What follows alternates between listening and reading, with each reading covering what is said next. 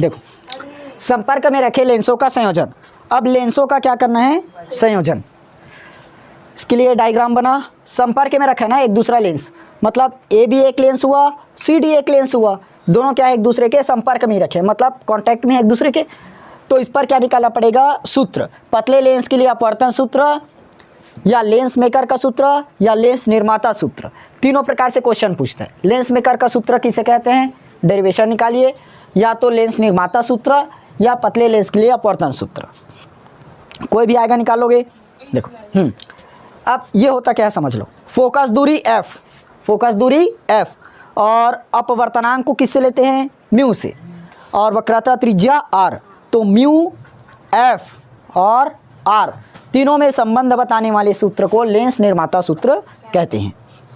Focus दूरी f, वक्रता त्रिज्या r और अपवर्तनांक म्यू, तीनों में संबंध दर्शाने वाला सूत्र लेंस मेकर का सूत्र कहलाता है। हुआ? देखो इसका, हाँ इस पर यूज हो जाएगा। नहीं आता वैसे। 1/f म्यू -1, अपवर्तनांक को जानते हो n से भी लेते हैं। फॉर्मूला 1/r1 - 1/r2, ये निकालना है हमें। समझ आया? लेंस मेकर का सूत्र, फोकस दूरी, अपवर्तनांक और वक्रता त्रिज्या में संबंध बताने वाला सूत्र लेंस मेकर का सूत्र कहलाता है। हुआ क्लियर? देखो अब R1 और R2 त्रिज्या लिए हैं, क्योंकि यहाँ पर हमें दो लेंस उपयोग करना पड़ेगा।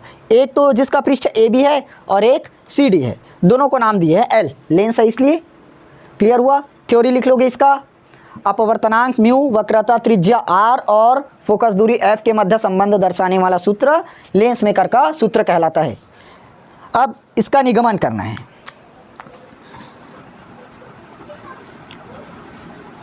दोनों का एक में ही बता रहा हूँ ना, नहीं तो इसका अलग निकलता है और इसका अलग निकलेगा। बता रहा हूँ, देखो निगमन करोगे। पहला, जब दोनों लेंस का माध्यम, जब दोनों लेंस का माध्यम समान हो, जब दोनों लेंस का माध्यम समान हो।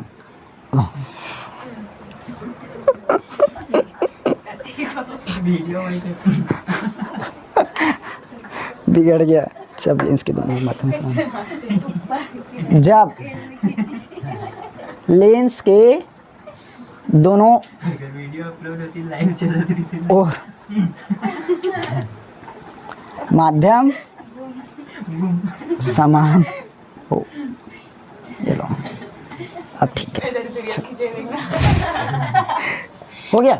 चलो इसका थ्योरी लिख लोगे, सूत्र बस लिख लो, टॉपिक करके सूत्र लिखो। हाँ, अब इसका थ्योरी लिखना। देखो कैसे लिखोगे। माना L एक उत्तल लेंस है, अभी उत्तल लेंस पर बना रहे हैं ना, अवतल पर नहीं बना रहे हो। अगर अवतल पर बनाओगे तो लिख लेना माना L एक अवतल लेंस है। जिस लेंस पर बनाओगे उस लेंस का नाम लिखना। अगर उत्तल पर बना रहे हैं तो माना L एक उत्तल लेंस है जो AB और CD पृष्ठ से मिलकर बना है। इसका पृष्ठ यही हुआ ना, AB और CD, तो माना L एक उत्तल लेंस है जो AB और CD पृष्ठ से मिलकर बना है, जिसका वक्रता त्रिज्या क्या होगा? R1 और R2। AB के लिए R1, CD के लिए R2 होगा। बनाते नहीं बना, बताऊंगा अभी।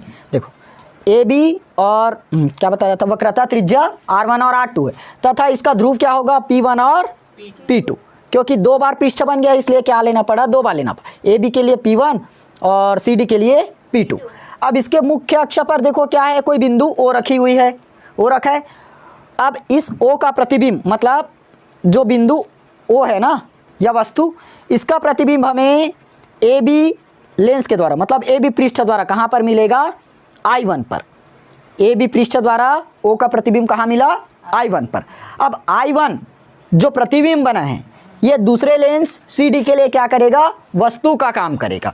अब वस्तु O नहीं है, अब वस्तु कौन हो गया? I1 हुआ। तो अब जैसे पहले प्रतिबिंब किसके अनुसार बना था? O के अनुसार, तो अब किसके अनुसार बनेगा, I1 के अनुसार, क्योंकि I1 पर प्रतिबिंब बन गया और प्रतिबिंब क्या हो गया, अब दूसरे के लिए वस्तु का काम करेगा, हुआ। तो I1 का प्रतिबिंब कहाँ पर मिलेगा, अब I पर, कौन से लेंस द्वारा मिला, CD द्वारा। क्लियर हुआ। देखो प्रतिबिंब, एक प्रतिबिंब बन गया, कोई वस्तु है जिसका एक प्रतिबिंब हमने क्या प्राप्त किया, I1 प्राप्त किया। अब I1 क्या हुआ, दूसरे पृष्ठ के लिए वस्तु का काम किया। तो अब जो प्रतिबिंब बना है वही प्रतिबिंब हमारा क्या है, वस्तु है। तो अब वस्तु का प्रतिबिंब बनेगा, मतलब उस प्रतिबिंब का प्रतिबिंब बनेगा। क्लियर हुआ। देखो माना L एक उत्तल लेंस है, AB और CD उसका पृष्ठ है, जिसके मुख्य अक्ष पर कोई बिंदु O रखी हुई है। AB पृष्ठ के द्वारा O का प्रतिबिंब I1 पर बनता है। I1 दूसरे लेंस के लिए, मतलब दूसरे पृष्ठ के लिए वस्तु का कार्य करेगा। CD के द्वारा I1 का प्रतिबिंब I पर बनता है। क्लियर हुआ। लास्ट बार बता रहा हूँ, समझना। माना L एक उत्तल लेंस है जो AB और CD पृष्ठ द्वारा मिलकर बना है, जिसका वक्रता त्रिज्या R1 और R2 है, जिसका ध्रुव P1 और P2 है। इसके मुख्य अक्ष पर कोई बिंदु O रखी हुई है। AB पृष्ठ के द्वारा O का प्रतिबिंब I1 पर बनता है। I1 दूसरे पृष्ठ CD के लिए क्या करेगा, वस्तु का कार्य करेगा, जिसके कारण से I1 का प्रतिबिंब CD के द्वारा I पर बनता है। अंतिम प्रतिबिंब होगा ना ये, अब ये किसी के लिए और वस्तु नहीं बनेगा, ये अंतिम प्रतिबिंब ही रहेगा। क्लियर हुआ। थ्योरी लिख लोगे ना। हाँ चलो लिखा दूंगा, एक मिनट। आप पहले मानना O से जो दर्पण बोलता हूँ, क्या है, लेंस के ध्रुव से O तक की दूरी क्या होगी, O तक की दूरी U, क्योंकि U क्या है, O क्या है, हमारा वस्तु है। तो वस्तु कौन सा है, मतलब वस्तु के लिए दूरी U बनता है। और प्रतिबिंब कौन सा बना, पहला प्रतिबिंब क्या बना है, I1, तथा प्रतिबिंब की दूरी ना, I1 की दूरी, ये किससे लोगे, प्रतिबिंब मतलब इमेज, तो इसकी दूरी क्या बनती है, V। तो पहला प्रतिबिंब बना है इस पर, इसीलिए क्या लोगे, इसको V1 लोगे। हुआ। और क्या बचा, एक VI हो गया ना। अब ये बताओ, जब दूसरा प्रतिबिंब बनेगा, दूसरा प्रतिबिंब बना है तो उसके लिए वस्तु की दूरी क्या हो जाएगी, दूसरे प्रतिबिंब के लिए ना, दूसरे प्रतिबिंब या अंतिम प्रतिबिंब, दूसरा प्रतिबिंब मतलब अंतिम प्रतिबिंब ही है। अंतिम प्रतिबिंब के लिए वस्तु की दूरी, वस्तु की दूरी। अब बताओ अंतिम प्रतिबिंब के लिए वस्तु कौन है, अंतिम प्रतिबिंब बना रहे हैं तो अंतिम प्रतिबिंब के लिए वस्तु कौन है, I1। तो I1 है, और I1 की दूरी क्या लिए हैं, V1 है ना। तो अब वस्तु के लिए दूरी क्या बन गया, V1। और अंतिम प्रतिबिंब के लिए वही है, अंतिम प्रतिबिंब कौन सा बना, I, इसके लिए दूरी क्या होगा, V। पूरा पॉइंट क्लियर हुआ। देखो पहला तो ये जानते हैं O से P तक की दूरी क्या होती है, U, मतलब जो वस्तु है उसके लिए दूरी U बना। साथ में जो प्रतिबिंब बना है पहला प्रतिबिंब I1, इसलिए दूरी किस लिए, V1। अब जो अंतिम प्रतिबिंब बन रहा है तो अंतिम प्रतिबिंब के लिए दूरी क्या हो गया, V1, क्योंकि अंतिम प्रतिबिंब के लिए वस्तु क्या है, अंतिम प्रतिबिंब के लिए वस्तु I1, क्योंकि जो प्रतिबिंब पहले पृष्ठ द्वारा बना है वही अब दूसरे के लिए क्या होगा, वस्तु का काम करेगा। तो पहले पृष्ठ द्वारा प्रतिबिंब कहाँ बना, I1 पर, तो अब I1 क्या करेगा, दूसरे के लिए वस्तु का कार्य करेगा। तो ये बन गया वस्तु, मतलब I1 वस्तु है। तो I1 के लिए दूरी क्या लिए हैं, V1, तो I1 के लिए दूरी V1 हो गया।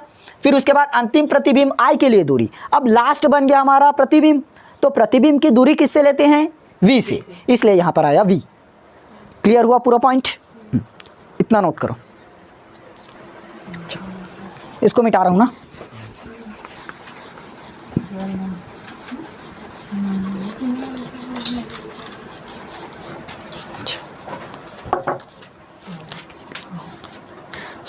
ध्यान देना, AB पृष्ठ द्वारा O का प्रतिबिंब कहाँ पर बन रहा है, I1 पर बन रहा है। ए बी पृष्ठ द्वारा ओ का प्रतिबिंब, ओ का प्रतिबिंब कहाँ बना? I1 पर बनता है, I1 पर बनता है। तो लेंस का अपवर्तन सूत्र निकाले हो? सिर्फ अपवर्तन सूत्र, अतः अपवर्तन सूत्र से, अपवर्तन सूत्र, इसके पहले अपवर्तन सूत्र निकाले थे, क्या निकला है? म्यू माइनस 1 अपॉन में R, mu minus 1 upon R is equal to mu था, म्यू अपॉन वी माइनस में 1 अपॉन यू, ये है ना। अब ध्यान देना, यहाँ पर पूरा मान रखना पड़ेगा। देखो म्यू माइनस 1 अपवर्तनांक तो म्यू ही है, इसको चेंज नहीं करना। आर है तो ए बी पृष्ठ के लिए त्रिज्या क्या बनेगा? R1, मतलब ए बी पृष्ठ के लिए यहाँ त्रिज्या क्या बनेगा?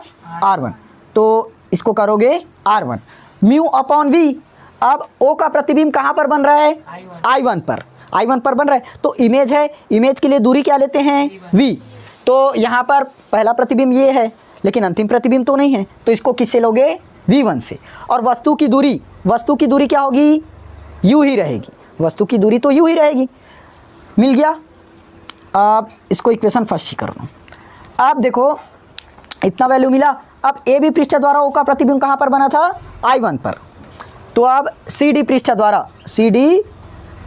द्वारा अब किसका प्रतिबिंब बनेगा? अब किसका प्रतिबिंब बनेगा? I1 का प्रतिबिंब, क्योंकि I1 दूसरे पृष्ठ के लिए क्या करेगा? वस्तु का काम करेगा।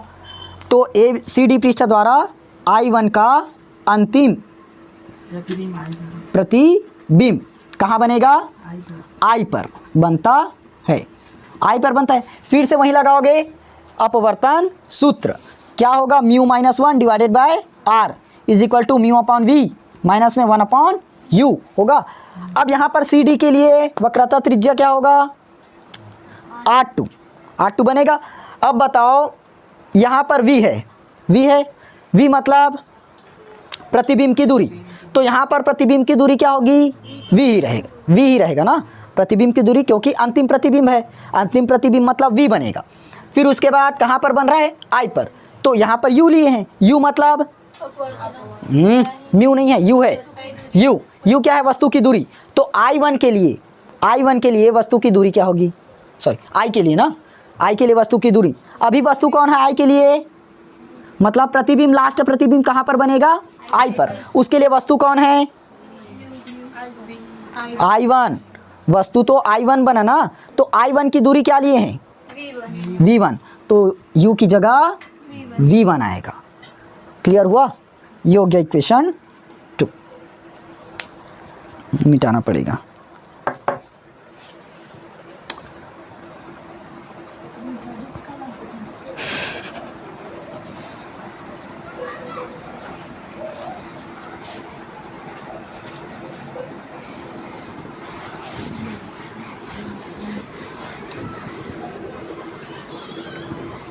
इस सूत्र को ऊपर में लिख रहा हूं।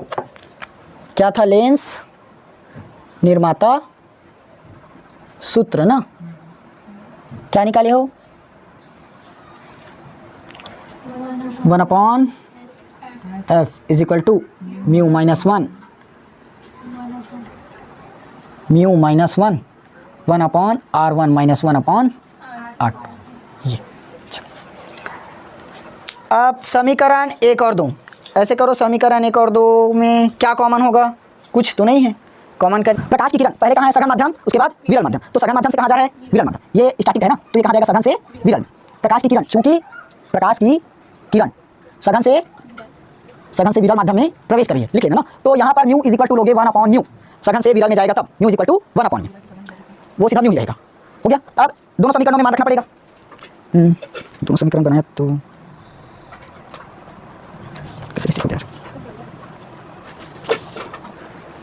म्यू की जगह क्या रखोगे?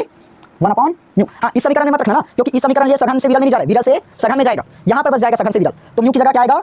1 अपॉन म्यू माइनस में 1 पूरे के बटे में R2 is equal to mu upon mu की जगह 1 अपॉन म्यू पूरे के बटे में V, फिर माइनस में 1 अपॉन V1। हो गया। आप यहाँ से क्या कर सकते हो? 3 गुना 1 माइनस म्यू पूरे के बटे में R2 1 माइनस म्यू पूरे के बटे में R2। अरे एक मिनट, 1 का इंटू 1 करोगे बनाएगा म्यू, और इसके बटे में म्यू पूरे के बटे में रहेगा R2 is equal to 1 upon mu को नीचे लेकर आओ तो म्यू इंटू वी माइनस में 1 अपॉन V1 होगा। इतना नोट करो, भूल जाता यहाँ से बन जाएगा। देखो इसके बाद यहाँ है ना ये वाला लाइन 1 माइनस म्यू पूरे के बटे में म्यू को नीचे लेकर आओ तो म्यू इंटू R2 होगा, mu into R2। Mu equal to 1 upon mu रखे, यहाँ पर म्यू है, म्यू की जगह 1 अपॉन म्यू माइनस में 1 divided by R2 is equal to 1 upon mu upon V minus में 1 अपॉन V1 हो गया। सेकंड से directly mu equal to 1 upon mu रखना, कहाँ यहाँ 1 अपॉन म्यू, म्यू की जगह 1 अपॉन म्यू, नीचे में क्या है V तो नीचे में V आया हुआ, R2 नीचे में आ गया, सॉरी म्यू नीचे में आया तो mu into R2 is equal to 1 upon mu into में V माइनस में 1 अपॉन V1 हो गया, 1 अपॉन V1। अब ऐसे करो दोनों पक्षों में म्यू का इंटू कर दो, दोनों पक्षों में म्यू का हाँ गुणा करने पर करें 1 माइनस म्यू, नीचे में क्या है म्यू इंटू R2, किसका गुणा करना है म्यू का, ये हो गया mu 1 upon mu into V minus में 1 अपॉन V1, ये पूरा एक ही है ना, इसमें म्यू का इंटू किए तो यहाँ से म्यू कटेगा, क्या बचा 1 माइनस म्यू पूरे के बटे में R2 होगा is equal to 1 upon mu into V, इसका इंटू हो जाएगा म्यू है ना, म्यू फिर माइनस है तो माइनस म्यू अपॉन में V1, बस पूरे का अंदर में इंटू कर दिया, म्यू का इंटू सबसे पहले 1 अपॉन म्यू इंटू V में किए, फिर माइनस म्यू का इंटू 1 अपॉन V1 में किए, तो यहाँ से भी म्यू से म्यू कटेगा, क्या बचा 1 माइनस म्यू अपॉन में R2 is equal to 1 upon V minus mu upon V1 निकला। अब यहाँ से और कुछ सॉल्व होगा क्या, ये नहीं होगा ना, कौन सा समीकरण बना था लास्ट 2, इसको नाम करो समीकरण 3 हो गया। अब ऐसे करो जो समीकरण 1 है और इस 3 को जोड़ लो, ऐसे करना, यहाँ से समीकरण नाम बन देना, इसी को दूसरा समीकरण कर लो, समीकरण कंफ्यूज होंगे बता रहा हूँ, समीकरण 1 प्लस 2 से देखो समीकरण 1 ये है म्यू माइनस 1 पूरे के बटे में R1, फिर प्लस करोगे ये वाला ना 1 माइनस म्यू पूरे के बटे में R2 इज इक्वल टू समीकरण 1 में ये वाला पक्ष लोगे म्यू अपॉन V1, फिर माइनस 1 अपॉन U प्लस करोगे 1 upon V plus mu upon V1, ये माइनस है ना, माइनस हो गया, कुछ कटेगा म्यू अपॉन V1 प्लस में है, म्यू अपॉन V1 माइनस में भी है, कट गया, क्या बचा म्यू माइनस 1 पूरे के बटे में R1 प्लस 1 माइनस म्यू पूरे के बटे में R2 is equal to 1 upon V minus में 1 अपॉन U, प्लस वाले को पहले लिख दिया, माइनस को बाहर निकाल दिया, प्लस वाले को पहले लिख के माइनस को बाद में किया, ठीक। अब नोट करो म्यू माइनस 1 पूरे के बटे में R1 प्लस में 1 माइनस म्यू बटे R2 is equal to 1 upon V minus में 1 अपॉन U हुआ। अब यहाँ पर थोड़ा सा प्रतिबिंब रचना को समझना पड़ेगा, नहीं तो पहले कमेंट कर लो तब निकाल लेना। देखो यहाँ से हम लोग क्या कॉमन, ये तो है, यहाँ से क्या कॉमन कर सकते हैं म्यू माइनस में 1, हाँ देखो 1 अपॉन R1, 1 अपॉन R1, उसके बाद यहाँ मैं प्लस को बाहर कर देता हूँ, माइनस कर दिया, यहाँ क्या बचा 1 अपॉन में R2 बचा, फिर 1 अपॉन V माइनस में 1 अपॉन U आ गया, अभी पूरा नहीं निकला है ना, ये समीकरण नंबर 3 हो गया, समीकरण 3। अब यहाँ से ध्यान देना, जैसे वस्तु अनंत पर है तो प्रतिबिंब कहाँ पर बनेगा, वस्तु को यदि अनंत पर रखे हो तो प्रतिबिंब कहाँ पर बनेगा, इसको एक दिन बताया था याद है, जैसे प्रकाश की किरण इस तरह से चलाए थे, इससे टकरा निकला था इस तरह से, फिर एक किरण क्या हुआ था वक्रता त्रिज्या को मतलब वक्रता केंद्र को चीरती हुई ऐसी आई थी, तो कहाँ पर मिला था फोकस पर ना, तो कहाँ पर मिला मुख्य फोकस पर। यदि वस्तु कहाँ है, वस्तु अनंत पर है, तब प्रतिबिंब कहाँ मिलेगा, प्रतिबिंब मुख्य फोकस पर मिलता है, हो गया। तो मुख्य फोकस पर मिलेगा तो वस्तु कहाँ पर स्थित है बताओ, तो वस्तु कहाँ स्थित है अनंत पर, तो वस्तु की दूरी को किससे लेते हैं U से, तो कहाँ पर बना अनंत पर, तो इसकी दूरी इन्फिनाइट हो जाएगी, अनंत होगा। और प्रतिबिंब कहाँ पर बन रहा है फोकस पर, प्रतिबिंब फोकस पर, प्रतिबिंब की दूरी V कहाँ पर बना फोकस पर F हो गया। अब इस मान को यहाँ रखो म्यू माइनस में 1 upon R1 minus 1 upon R2, 1 upon V की जगह F माइनस 1 अपॉन इन्फिनाइट, और इसका वैल्यू जाते हो 1 upon infinite is equal to 0, तो ये पूरा वैल्यू क्या हो गया हमारा 0, तो यही से नाम दे दो समीकरण, ये हो गया समीकरण 4, ठीक। समीकरण 3 और 4 को देखो, यहाँ पर mu minus 1 upon R1 minus 1 upon R2 है, तो इसके बराबर में हम लोग 1 अपॉन F भी तो ले सकते हैं क्या, और यही निकालना था अभी क्या, 1 upon F is equal to mu minus में 1 क्या है 1 अपॉन R1 माइनस में 1 अपॉन R2 निकल गया, लेंस में मात्रा सूत्र, एक चीज़ इस पर हो रहा है सर, हाँ ये भी पूछता है ना कई बार। देखो समीकरण 3 और 4 से, समीकरण 3 और 4 से इसके बराबर में हम लोगों ने क्या निकाला 1 अपॉन F, और इधर क्या है इसके बराबर में 1 अपॉन V माइनस में 1 अपॉन U, तो इसको डायरेक्ट ये तो लिख सकते हैं क्या 1 upon F is equal to 1 upon V minus में 1 अपॉन U, ये कौन सा सूत्र निकाले हो।